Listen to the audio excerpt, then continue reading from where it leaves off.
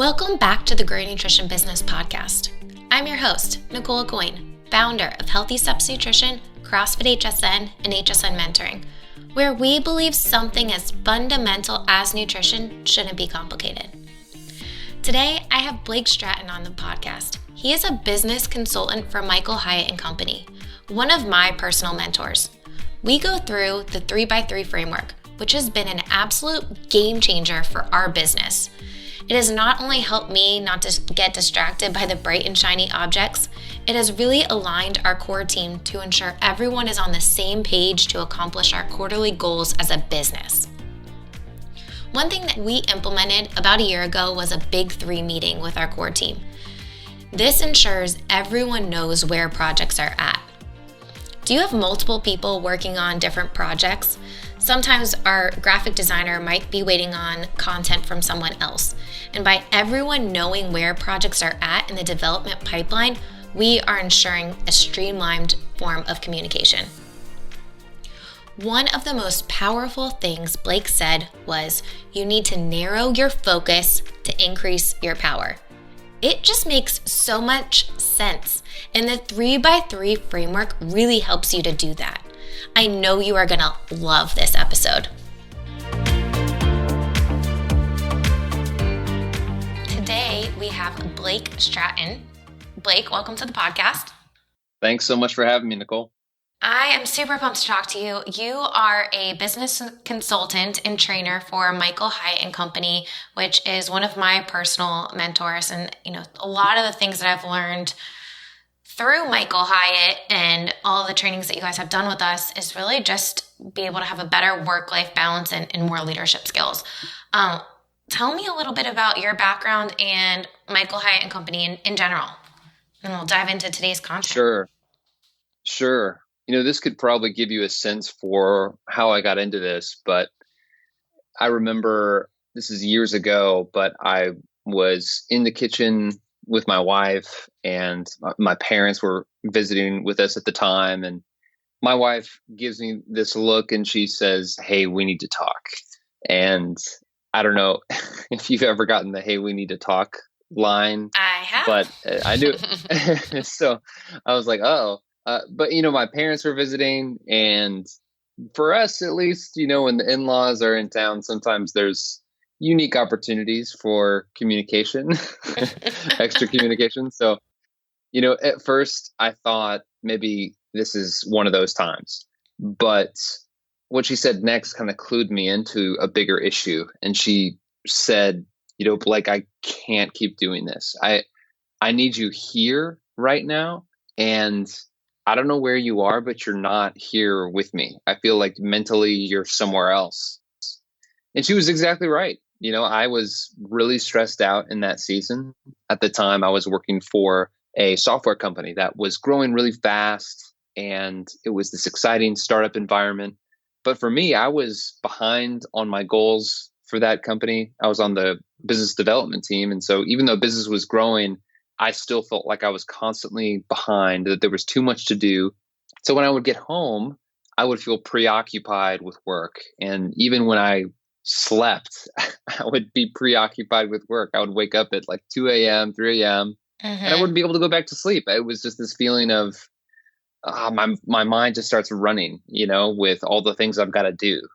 Yes. And then that carries into the next day, and I'm exhausted. I'm frustrated. Maybe I'm short with my spouse or people on my team.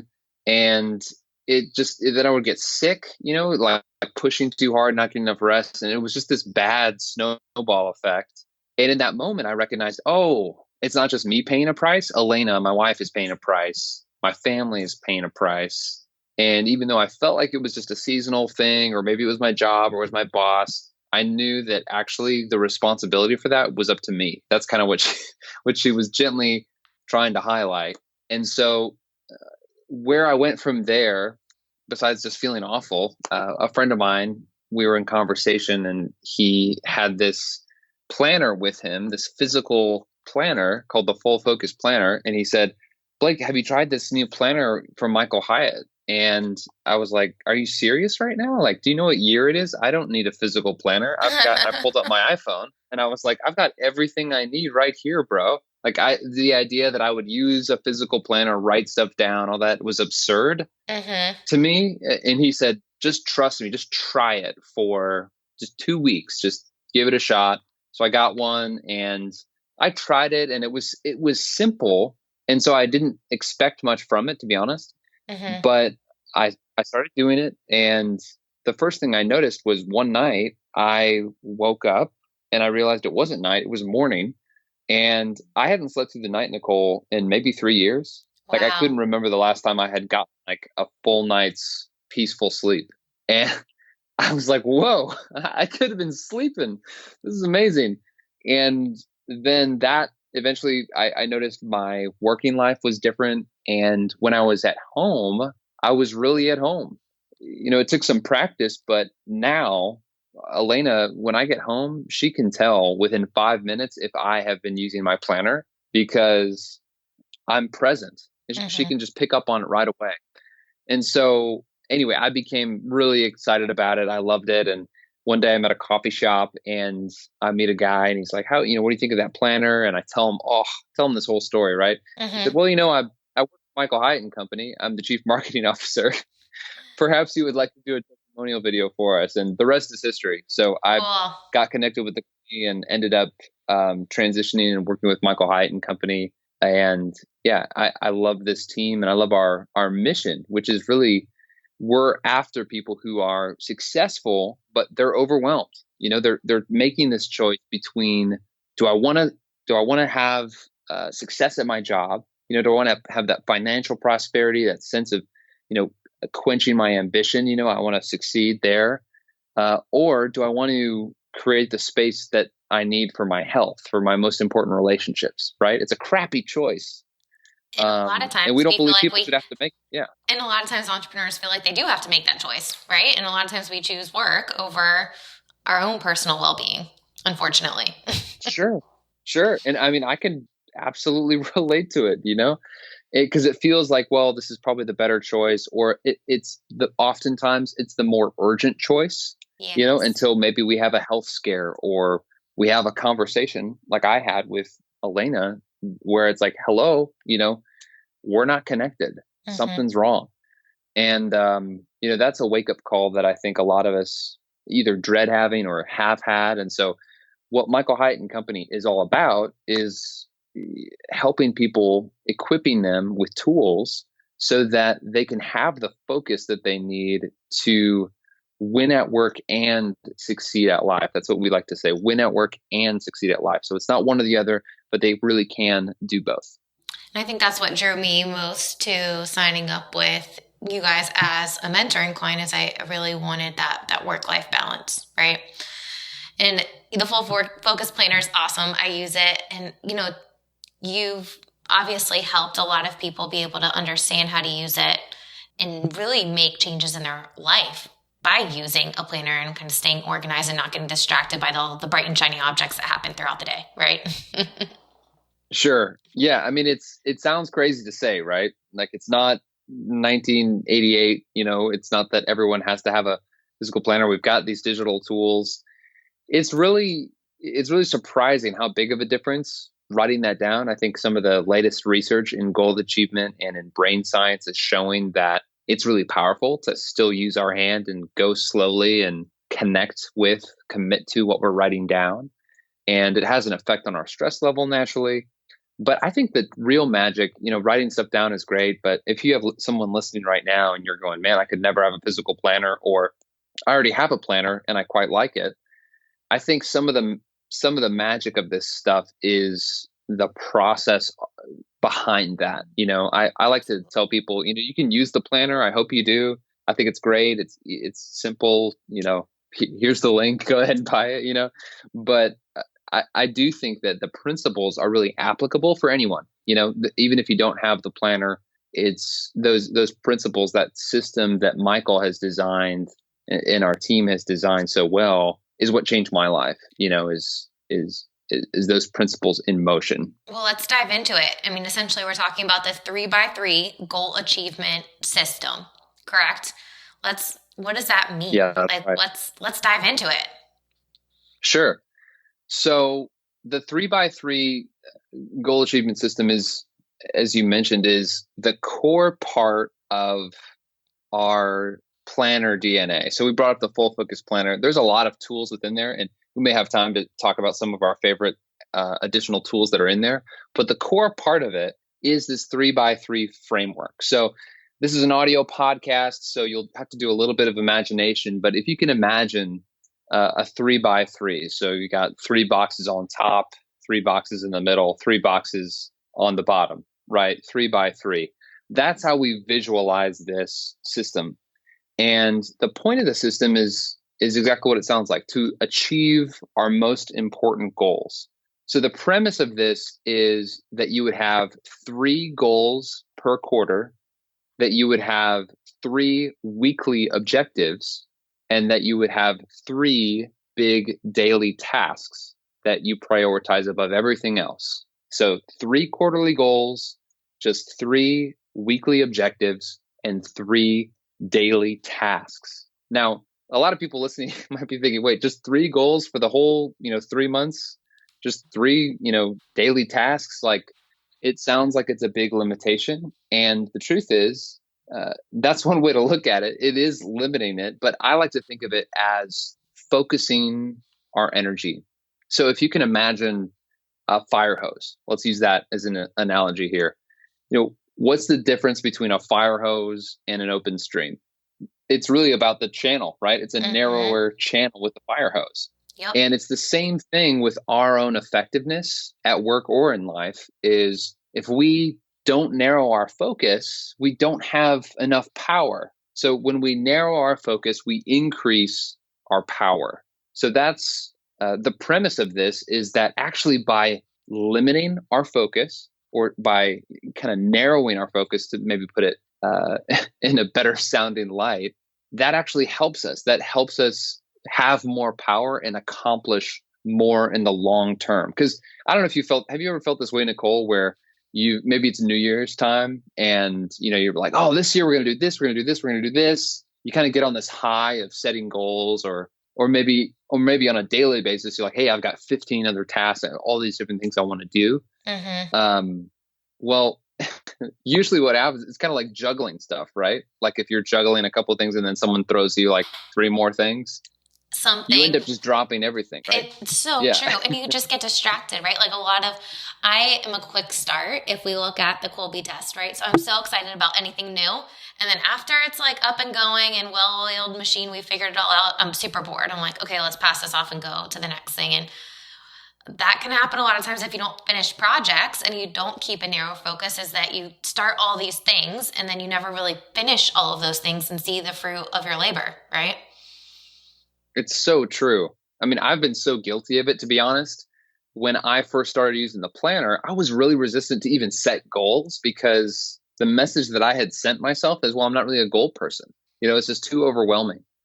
And I think my trouble was, not that I wasn't, quote, a goal person, but that I didn't have a system. And this is really kind of the secondary power aspect of this system. Is one, it helps you to narrow your focus, right? It forces you to make some hard choices about what you really, really want and what's going to help you achieve your highest potential. But the second part of this that makes it so powerful is that it bridges a gap. I'm going to use another water analogy if I can. So I like to think of it as, imagine you're on one side of a river bank and you're trying to get to the other side of the river bank, right? And there's no bridge in between those. So you've got this rushing river. If you try to make that leap, a lot of times you'll fall short. Of course. And then what happens? You get kind of carried away by the river, by the stream. And that's how it is with a lot of us when we set a goal. Maybe it's at the start of the year or the start of a quarter. We set a big, hey, we're gonna crush it. We're gonna double our revenue, right? And then when it's Monday or it's Tuesday morning, you go, okay, so now I've got to figure out how to do this. And then you try to almost jump from that riverbank to the other side, which is daily actions. How do I translate my big goal to daily actions? And you just run and you jump. What happens? You fall in the river. And the river is just the busyness of doing business, right? The Absolutely. busyness of everyday life where a client calls or my employee called in sick or it's making payroll. It's just the busyness, the tasks, the emails, the notifications. It carries us away. Before we know it, we're nowhere near where we hoped we would be in terms of the goal. We've just drifted. So think of the 3x3 system, Nicole, as a bridge from your goals to your daily actions. How do I translate that so that every day I know that the things that I'm doing, that I'm focusing on today, are direct contributors to me achieving my goals? We're talking about this and I'm thinking too, I'm relating it to nutrition, right? We tell people set goals and then what habits do you need, essentially weekly objectives, and then what action steps, your daily tasks, what do you need to do to accomplish that goal? I mean, this can translate into so many different aspects of your life. But, as you're talking, I'm really thinking of how this, especially the quarterly, talking about the big 3 quarterly objectives or goals, this has really helped our team kind of align, and everyone understands what my vision is and how they can contribute to that each quarter. And everyone has their input, but I think it's important from a team standpoint that we're all on the same page with what are our 3 big quarterly goals, so that everyone knows and they're not presenting all this information that's going to derail us from getting those 3 goals, right?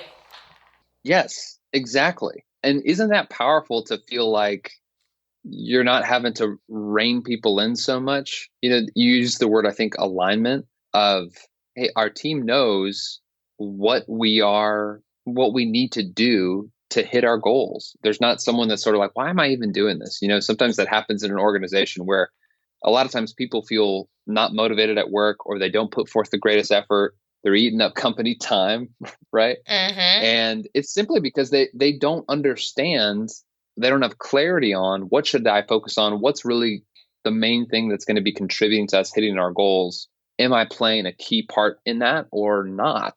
And it's really hard to go, oh, I need to answer the phone for a few clients. That may be hard to understand how that contributes to a big revenue goal, for instance. But with this system, it makes that gap much shorter. It bridges that gap. Absolutely. So for those listening, I mentioned it's 3 goals, 3 weekly outcomes, 3 daily tasks. How that works in practice is essentially, and you can maybe shed some more light, Nicole, in terms of how you've seen this flesh out in your own life or in your company. But how we designed it was you set 3 goals for the quarter. And this is both personal and professional goals. Like, you want to have not competing goals, but you want to consider your life domains when you're setting these goals. And you set 3 goals and you commit to, hey, these are the main priorities. These are the things that are going to require extra resources, extra attention. Here they are, 3 goals. And those goals should guide you as you set weekly objectives. So a weekly objective isn't necessarily a singular task, although I suppose it could be if it was really that important. But a weekly objective could be, for instance, if you're in sales, hey, I want to call 50 leads this week. And that calling 50 leads is kind of an outcome or a finish line, so to speak, an objective for the week. So you would set 3 of those, 3 weekly objectives according to, okay, what are our big goals? And then those weekly objectives, I like to look at what are my big 3 for the week every day when I'm getting started in the workday, because I'm looking for what should influence my daily tasks. So every day we write down 3 big tasks that are going to move us incrementally closer towards those objectives. So goals drive the weekly outcomes, and your weekly outcomes drive your daily tasks. So that's how it works. Nicole, how have you found, I'd love to sort of hear you put some flesh on that in terms of what does that look like for you on kind of a quarterly or weekly or daily basis? Yeah. So one of the big things that we took from all of this is after I meet with the core team for HSN mentoring and, walk through what are our goals for the quarter. So we're all kind of involved in that. But then we break it down in the weekly objectives probably was the biggest aha moment for me in the business, because we have a virtual company, right? So everyone is everywhere in the world essentially doing kind of their own thing. And we would have these emails going back and forth. We use Slack, which is great, but people would be waiting on me for decisions to do their thing, right? And I wouldn't know where someone is at for a specific project. So we do something called a Big Three meeting, and every single Monday. And I got the idea from you guys, actually, one of the Business Accelerator meetings. But basically, we jump on a call for 30 minutes. Everyone fills out the sheet before the call. So I know exactly what our core team, our head team is doing to help us move closer to those quarterly goals. And it's awesome for me to see because, I'm just kind of there to give perspective and help in whatever way. But everyone is communicating together and they all understand what piece of the puzzle they're playing because so many people are interconnected and they're not next to each other, right? It's really cool to see. That's a great idea. I mean, that definitely has changed really the game for us as a business. And we still have like our big team meetings once a month and everyone gets on those. But the people that are actually part of the core team that are doing stuff outside of, just meeting with clients, like at the back end, it's really important that we're all communicating and understand what each other is doing to help move the needle forward. Right. Yeah. So sorry, go ahead. I was going to ask you, is it ever hard to limit it to just 3? If someone's listening, they're like, I love that idea, but it feels like we've got 500 things to do. Have you had any issue with that? Did it come natural from the start? I'd love to hear that. I used to definitely have a tough time doing 3, but then I realized like it doesn't need to be, it's not check your email, right? It's like, okay, we have, for instance, this week, there's a big CrossFit competition. By the time this podcast gets released, so it will have already passed, but we have a big CrossFit competition that I'm speaking at. And we're doing a presentation at a huge country club. So it's like my weekly tasks are getting all of those things aligned so that we're ready to go for those presentations, right? So, it's bigger objectives. And then each day I'm like, okay, today I'm focusing on the speech for Wodapalooza and making sure that I have all of my ducks in a row. And then our admin, my VA, is behind the scenes making sure that everyone that's registered for these events is getting emailed, right? So we're all working towards making sure the event runs smoothly, but she understands this is the biggest priority this week, right? Yep, makes sense. I think, we just had someone on the podcast, Kevin Beeman. He has a huge team with lots of different subdivisions, and he said the same thing. He meets with them once a week. They don't do like a big 3, but I think starting to incorporate some of the things that we talked about on the podcast, I'm pretty sure they'll do that as well. But I think it's so important to meet with your team regularly and discuss these things. So it's not like you're feeling like you have to work alone. Like the people that have gyms, that have people that work with them, being all on the same page is so important so that your vision is being carried out, right?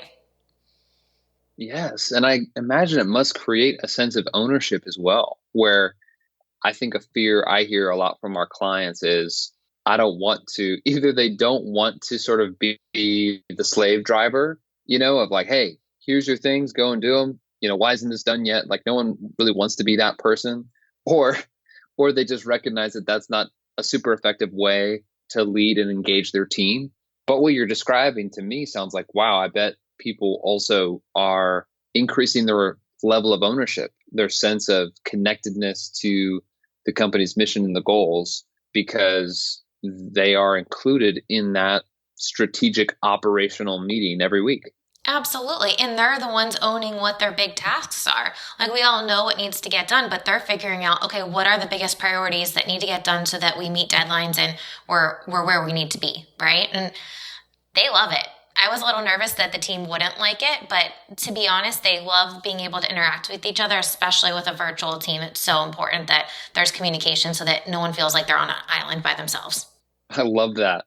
So one of the tools for the listener, if you're thinking, how do you come up with that weekly big 3? This is maybe my favorite tool in the planner, but it's called a weekly preview. Do you do a weekly preview, Nicole? I do. Yeah. So that definitely helps.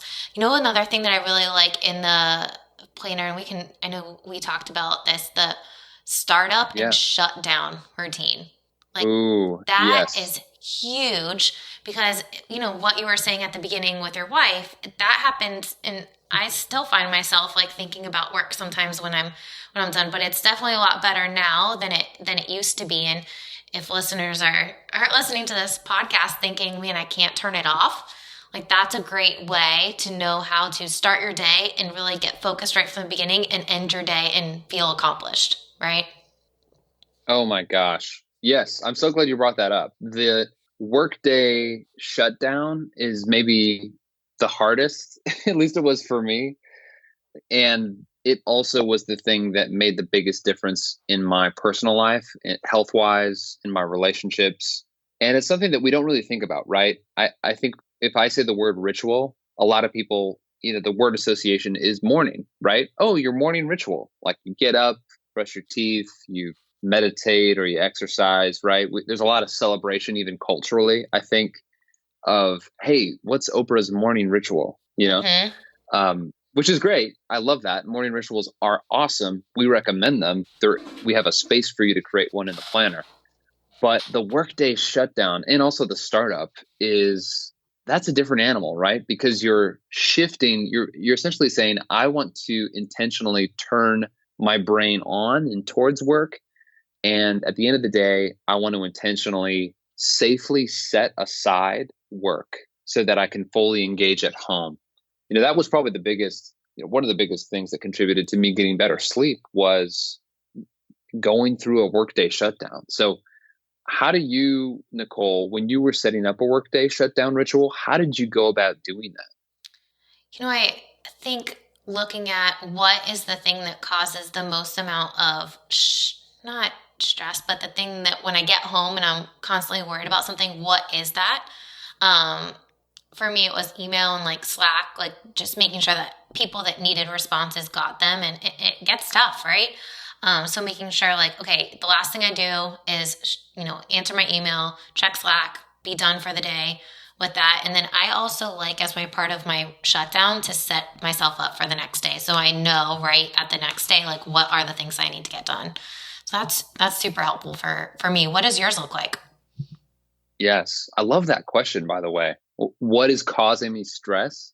Because that's the key question, right? Well, if what I'm doing right now is leading to stress when I'm at home, what's behind that? There's really not a ton of magic behind the ritual. It's just thinking about, okay, I'm following some recipe and it's making a certain kind of meal. Do I like the taste or not? Right. So let's rework the recipe if we don't like the taste. So I'm going to get kind of nerdy here, Nicole, but if I've noticed that if I don't kind of reference back a system, then I will kind of get distracted even in my morning startup or my shutdown. So for instance, with my morning startup, part of it might be, hey, I want to process my email. Well, then one of those emails has to do with something that feels really urgent. And then before I know it, I'm off to that task. Mm-hmm. Right. So what I did was I wrote down I figured out like you, I kind of took a different take on it, which is essentially, how do I want to feel when I'm at home? Right. So it's a version of your question, but how do I want to feel? And then what activities would I have to do to get there? I like it. So that's how I constructed it. And then once I had written it down on my planner, I actually downloaded an app that is literally just called Morning. I think it's called Morning Routine. I'm pulling it up on my phone right now. And believe it or not, we recommend a hybrid system. I use digital tools still, but I plugged in my ritual into this because it really just, I hit start on my workday shutdown and then it tells me what to do. So first thing I do, inbox 0, and there's like a timer on that for me to sort of try to hit a target there. And then I hit next when I'm done. And then I review my tasks that I had written down in my planner, and also the tasks that I wrote down that may have gotten captured in another task manager. So I use a digital task manager still. I work from the planner every day, but I capture those things that someone emailed me or someone asked me. I'll capture that in a digital task manager, or it may have gotten assigned to me from someone else in the company. So I'll review those tasks, not to do them, but just to see, hey, do I need to delegate something? Do I need to delete something? Do I need to defer something to tomorrow? Because at this point, it's probably not going to get done. So let me make sure to put it on tomorrow's schedule if it even needs to be there at all. Next, I take a moment to do what I call a reflection journal, where I'll typically just kind of take, 5 minutes maybe just to ask myself some questions of, kind of a mini after action review, if you will, where I'm just saying, hey, what did I get done today? What did I learn today? Some questions like that. Then I will take 5 minutes and prioritize for tomorrow. So something that helped me is to sort of get maybe 80% confident with what's going to be my big three tomorrow. That was huge. Yep, because that's the same thing I do found too. myself, I found myself worrying about tomorrow a lot when I was home. And so I would look at my calendar for the next day. I would look at the tasks, and then I'd say, okay, tomorrow, something may come up overnight, or someone may send me an email first thing in the morning. But as far as I know, about 80, 90% sure, this is going to be my big three for tomorrow. And then after that, I just take a little bit of time before I transition home, and I kind of bring my energy back to my wife and my daughter. I just take a few minutes to sort of have a moment of meditation where I just sort of just sit peacefully and kind of give thanks for my life, for the day, just kind of have a gratitude meditation for a moment. And after I do that, it's wild. It's like I'm in a totally different mindset, and I can come back home, and I'm not, even if I had a horrible day, I've transitioned mentally and emotionally. So I can be with my family and not necessarily, especially if I've had a bad day, it's helpful, right? Because I don't want to bring that energy to my family, So Absolutely. That's what I do. I like that. I might take that from you and start doing that as part of my shutdown routine as well. Thank you for sharing yours. That's super helpful. Hopefully people can get an idea. Absolutely. I love talking. Yeah. I know that's a struggle for a lot of people to be able to turn things off. One thing that talked about morning startup routines that Michael Hyatt told me, we were talking about like what's our queen bee role one day.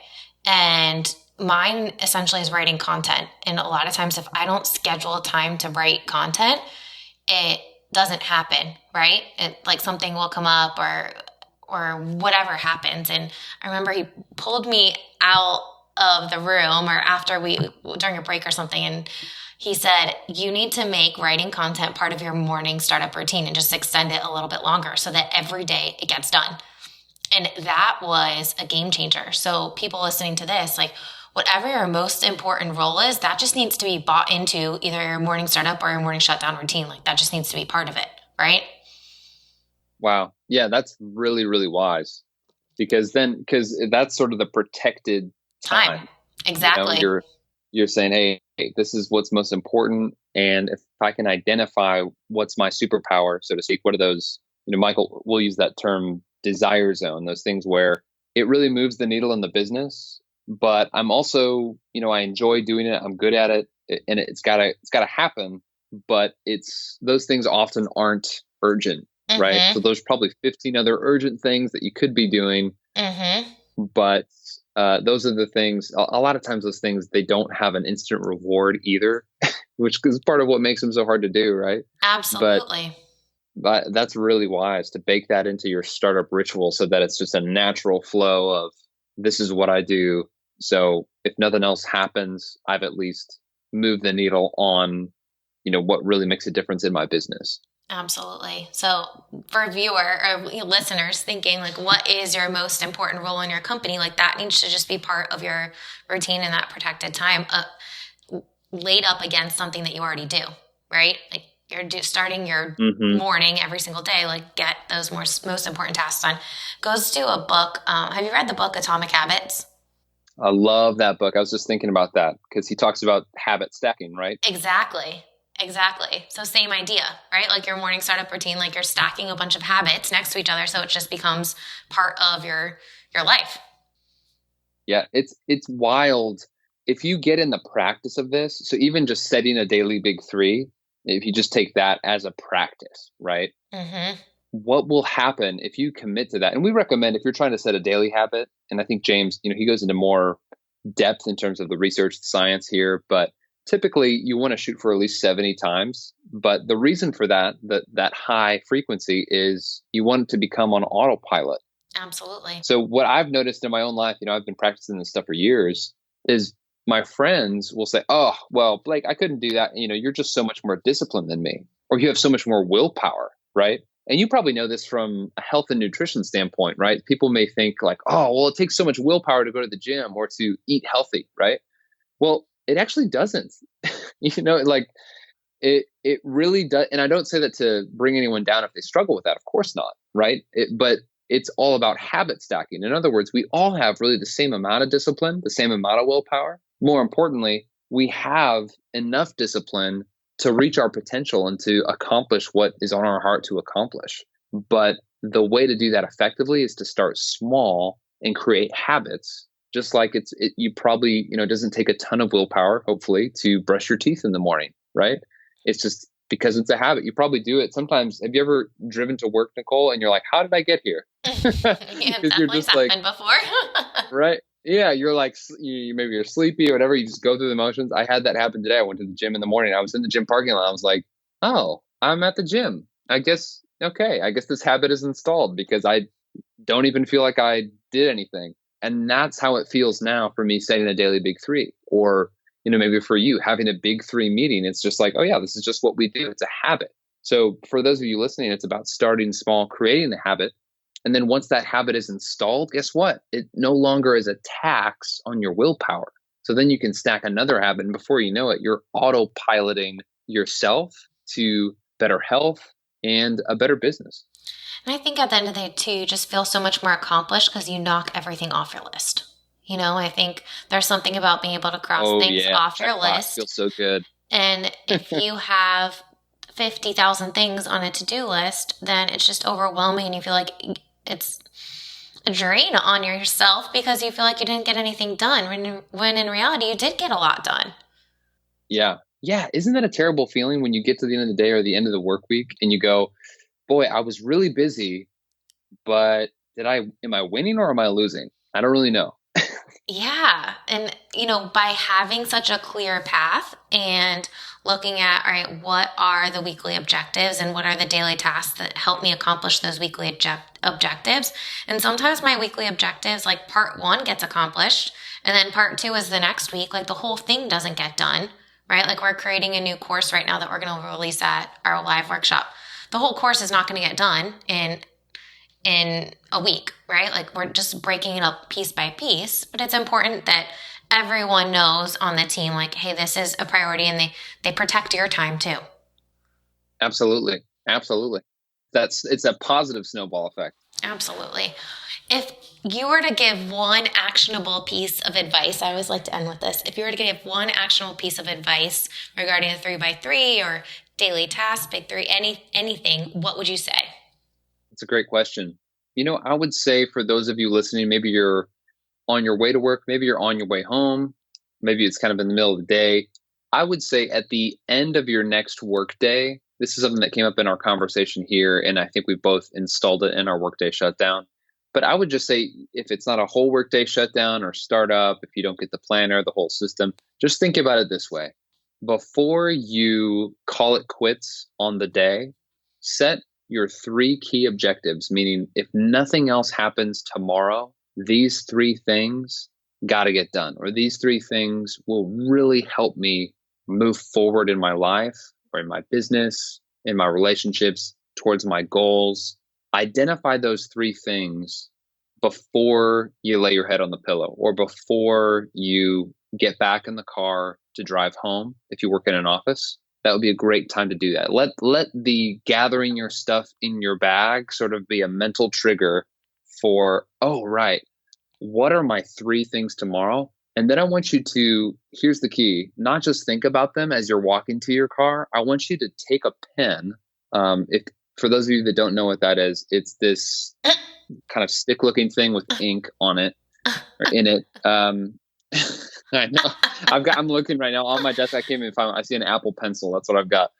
But grab a pen and write it down. It could be a scrap piece of paper, a sticky note you put on your computer monitor, so it's the first thing you see. It doesn't have to be a fancy planner. Write those 3 things down with a pen. And trust me, just watch what happens in your interactions that night. Watch to see if it makes a difference in how you sleep. And watch to see if it makes a difference in the productivity you have the next day and your emotional state throughout the day. That would be the one thing. Take time to identify those 3 things before you end the day. I love it. I think that's a great actionable step. Blake, you actually have a podcast talking about how to utilize the full focus planner. For those listening that are like, man, this is awesome. What's that podcast called? Right. So the podcast is called Focus on This, and it's a show that I host with Courtney Baker, who is our Chief Marketing Officer. She's brilliant and brings a ton of value to that show as we have this discussion. In fact, one of the things we do, Nicole, is we will actually have live conversations with people who are trying to do this system. They're trying to do the 3x3 and they're hitting roadblocks. And so we go a little bit deeper in these concepts and help people navigate through those. So for those of you listening, if you want to check that out, go to focusonthispodcast.com. Or if you're listening to this podcast through your favorite player, you can just search Focus on This in your search field and it should come up. Awesome. Well, I will put a link below for people to find that as well.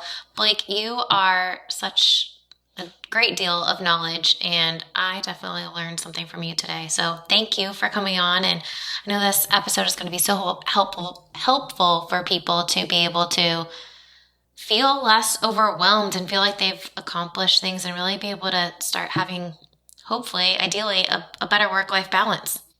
Well, it's been an honor, Nicole. I love what you're doing with the podcast and your business. I think it's awesome, and we love having you in Business Accelerator, of course. So thanks so much for having me on. All right. Thank you. As an entrepreneur, it is so easy to get distracted by the bright and shiny objects. I know I can. One of the things a mentor has helped me to do is narrow my focus, and the results have been absolutely incredible for our business. That's exactly what the mentors do at HSN Mentoring for all of our clients. We provide an outside perspective and give clear direction with what your next steps should be to help you grow your business. If you are looking to scale your nutrition business or add nutrition coaching services to your gym, you do not want to miss our Nutrition Business Live Workshop. We are already 50% sold out to the event, and it's going to be held on Friday, June 5th in Chicago. It's kicking off the Two Brains Summit. Imagine a full day of subject matter expert presentations, followed by mentor-led small group discussions to apply those concepts. And of course, networking with gym owners and coaches who are committed to make nutrition a priority in their business. Tickets for the event are $169. You can purchase your ticket at growyournutritionbusiness.com.